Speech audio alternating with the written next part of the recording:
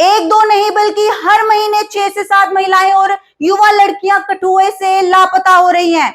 आखिर इन गायबियों के पीछे क्या राज छुपा है? जम्मू कश्मीर के कठुआ डिस्ट्रिक्ट में पिछले 1 साल से ज्यादा समय से महिलाओं और युवा लड़कियों के लगातार गायब होने के मामले सामने आ रहे हैं। जबकि चिंताजनक बात यह है कि हर महीने लगभग 6 से 7 नए मिसिंग केसेस रिपोर्ट हो रहे हैं और इनमें से अधिकतर मामले बिलावर तहसील से जुड़े हुए हैं। लगातार बढ़ रहे इन मामलों ने स्थानीय लोगों और परिवारों की चिंता बढ़ा दी है।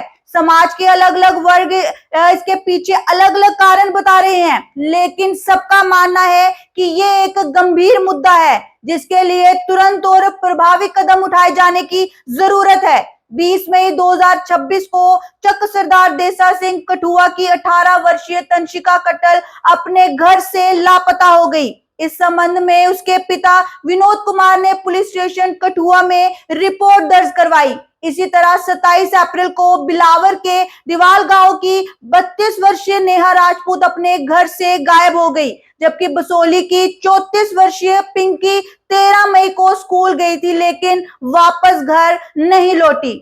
इन तीनों महिलाओं के संबंध में 30 मई को अखबारों में भी लुकआउट नोटिस जारी किया गया। बिलावर के ही एक अन्य मामले में सुदेश कुमार की 20 वर्षीय बेटी सुनीता देवी 3 मई को घर से लापता हो गई थी।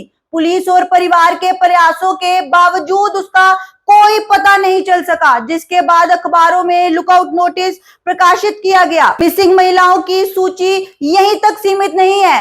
19 साल की जुमना, जो कठुआ के बरियन पटन इलाके की रहने वाली है, 15 अप्रैल को लापता हो गई थी। रामकोट बिलावर की सुनीता देवी और ब्रह्मावती की करिश्मा देवी के गायब होने के मामले भी सामने आए हैं। करिश्मा देवी के एक ब्यूटी पार्लर गई थी लेकिन उसके बाद घर वापस नहीं लौटी। इसी तरह हीरानगर की 21 वर्षीय जूलिया कुमारी अपने 3 साल के बेटे के साथ हॉस्पिटल गई थी लेकिन फिर उनका कोई पता नहीं चला। इसके अलावा आशा देवी, सपना देवी और नीलम कुमारी के लापता होने के मामले भी दर्ज किए गए हैं।